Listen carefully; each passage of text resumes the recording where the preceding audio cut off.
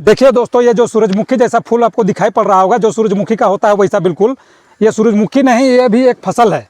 तो देखिए दोस्तों, आज हम लोग सरगुजा का खेत में हैं और आज हम इसका बारे में बात करेंगे। ये किस समय लगता है, कैसा खेत इसको चाहिए, कौन कौन सा खाद चाहिए और कैसे इसका तैयारी किया जा सकता है, वो भी उसके बारे में भी बताएंगे। और क्या हमको इससे फ़ायदा है और 1 एकड़ में इसका पैदावार कितना है उसके बारे में भी बताएंगे हम आपको।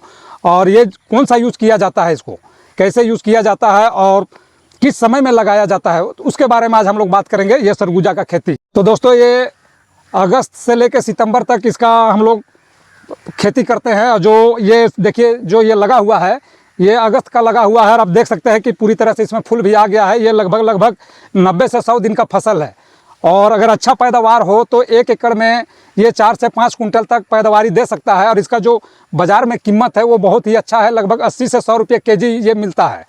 और इस तेलहन चीज़ है, इसका जो तेल है उसमें काफ़ी प्रोटीन पाया जाता है और बहुत अच्छा, मतलब इसको कोई भी खेत में इसको लगाया जा सकता है। जैसे कोई बंजर भूमि हो जहाँ पानी का भी सुविधा ना हो, वैसा खेत में भी इसको लगाया जा सकता है। और जैसे आगात गोड़ा जो होता है तो गोड़ा काट के भी अगर उसको जोत के उसमें खाद डाल के बुना जाए तो ये जो शीत पानी होता है उससे भी ये पैदा हो जाता है। सिर्फ इसको जन्मिशन समय नमी चाहिए, मिट्टी में नमी होना चाहिए, सिर्फ ज़मीन से इसको अंकुरित हो जाना चाहिए और ये निकल जाने के बाद ये निश्चित रूप से फिर से ये पैदा अच्छा हो जाता है। ये बहुत ही अच्छा फसल है, कोई भी किसान इसको बड़ी आसानी से कर सकता है। हम आपको इसके बारे में बताएंगे।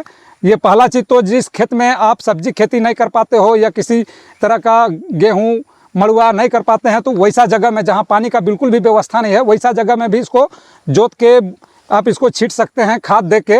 और पहले तो जोतने के खेत तैयारी करने के बाद गोबर और डीएपी देना अनिवार्य है, काहे कि बिना गोबर डीएपी का तो ऐसे भी कोई भी खेती नहीं हो पाता है, लेकिन गोबर डीएपी चाहिए ही चाहिए। और ये आप अगर अगस्त में लगाते हैं तो और भी बेहतर इसका रिजल्ट आपको मिलेगा। और सितंबर में लगाते हैं तो थोड़ा सा पैदावार कम होगा, काहे कि इधर बहुत ज़्यादा पानी बारिश बिल्कुल रुक जाता है तो और ज़मीन पूरा सूख जाता है। कम से कम इसको पौधा बनने तक नमी चाहिए और वैसा नमी अगर मिल जाता है तो ये बहुत ही अच्छा ये भी होता है। तो सबसे पहले इसको आप अगस्त में ही लगाएं और जैसे अगस्त में लगा दिए तो पहले खेत का तैयारी करें। खेत के तैयारी के बाद में गोबर और डीएपी अपना मात्रा अनुसार उसको दे खेत में और फिर ऊपर से इसको प्लेन करके फिर जो सरगुजा का जो बीज है उसमें बालू मिला के इसको बुना जाता है, ताकि जो पौधा से पौधा का दूरी हो उसको उतना एरिया में बुनने के लिए बहुत छोटा दाना होता है तो इसको दूर में करने के लिए उसको बालू मिलाया जाता है ताकि हम उतना एरिया में उसको बुन सके। जैसे ये 90 से 100 दिन का ये फसल है और तैयार होने के बाद जैसे इसको सूख जाने के बाद इसको जैसे ये पौधा को उखाड़ के फिर सुखाया जाता है, सुखा के तब इसको मशीन में या किसी तरह का बैल से या इसको डंटा से पीट के इसको झाड़ा जाता है। और ये तेलहन चीज़ है, इससे तेल जो आता है वो तेल में काफ़ी मात्रा में प्रोटीन भी पाया जाता है, बहुत लोग इसको खाने में भी यूज करते हैं। तो दोस्तों इसका जो तेल है वो खाने में से लेके मसाज करने के लिए, हर तरह का, जैसे खाने से लेके इसको अगर देखा जाए तो एक तरह से ये औषधि भी है। बहुत से बीमारियों के लिए ये बहुत अच्छा औषधि भी है, जैसे हार्ट का हो गया, कोलेस्ट्रॉल का हो गया, ये सब जो रोगी है जो इनका सेवन करते हैं वो उसके लिए भी ये बहुत फ़ायदेमंद है। तो इसलिए ये जो तेल है वो थोड़ा भी महंगा बिकता है, जैसे सरसों तेल हुआ, ये सबसे थोड़ा सा ये महंगा बिकता है। तो दोस्तों सर्दी से खांसी से सब में ये तेल बहुत अच्छा काम करता है।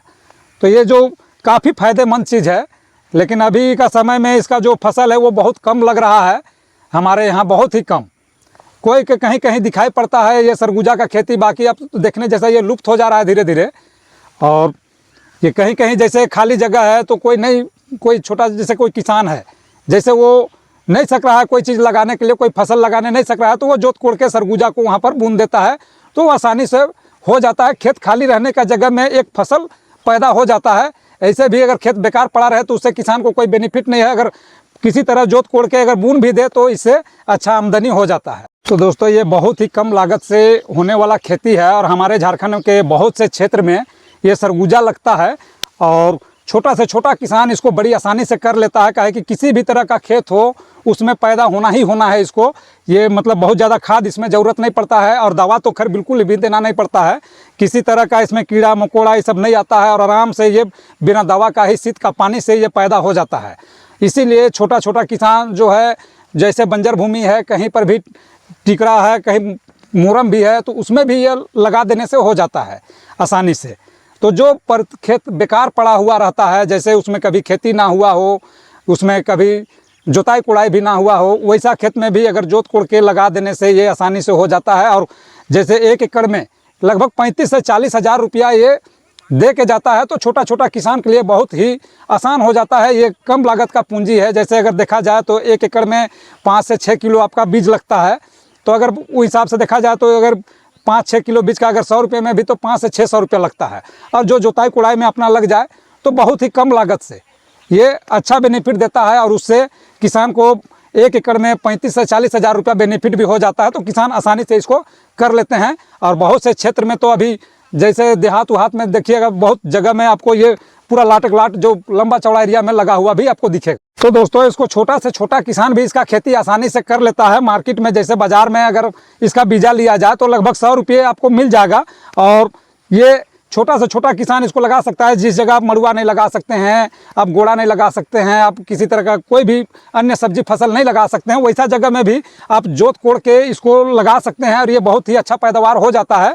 इसको बहुत ज़्यादा मतलब उपजाऊ भूमि का ज़रूरत भी नहीं पड़ता है। तो देखिए दोस्तों, इसमें सबसे खासियत का बात यह है कि खेत में खरपतवार हो जाने के बाद भी ये फसल रुकता नहीं है और अच्छा पैदावार दे देता है। देख लीजिए, जैसे यहाँ पर जितना भी खरपतवार है वो नीचे हो गया है, का वो बिल्कुल ऊपर आ गया, उससे इसको कोई फर्क नहीं पड़ रहा है। और ये जो है, इसके लिए खरपतवार का किसी तरह का दवा भी देना जरूरी नहीं पड़ता है, या इसको साफ करने का भी ज़रूरत नहीं पड़ता है। और ये आसानी से पैदा होता है। मतलब बहुत ही ईजी इसका खेती है। अभी तो किसानों लोग बहुत कम इसका खेती कर रहे हैं, लेकिन अगर देखा जाए तो बहुत ही आसान खेती है इसका। और कुछ कुछ किसान कहीं कहीं देखने के लिए अभी मिल रहा है। ये काफ़ी कम मात्रा में इसका खेती हो रहा है हमारे यहाँ। तो देखा जाए दोस्तों, तो जैसा पौधा तैयार होता है और जैसा डाली फेंकता है, जैसे हम आपको दिखा रहे हैं, देखिए इस तरह से जितना भी डाली है सभी से फूल आ रहे हैं। देख लीजिए, सभी से फूल आ रहे हैं। तो जितना पौधा इसका तैयार होता है, फसल उतना ज़्यादा उत्पादन भी देता है। जैसे छोटा रह जाएगा, छोटा में तो उतना डाली नहीं आ पाता है। जैसे आपको हम दिखाते हैं यहीं पर सामने, जैसे छोटा में उतना ज़्यादा डाली नहीं आ पाता है, तो उसमें फूल भी कम होगा। तो फूल कम होने के साथ जो सरगुजा का जो फसल है वो भी आपको कम होगा। इसीलिए जो है, थोड़ा सा अगर खाद अगर दे के अगर इसको लगाया जाए तो इसका फसल बहुत बेहतरीन आता है और बहुत लाजवाब आता है। किसान को इससे काफ़ी फ़ायदा हो सकता है। और जो इसमें लागत है वो बिल्कुल ना के बराबर है। इसे छोटा से बड़ा सभी किसान लगा सकते हैं और आसानी से इसका खेती कर सकते हैं। तो दोस्तों, आज का वीडियो हम यहीं समाप्त करते हैं। धन्यवाद।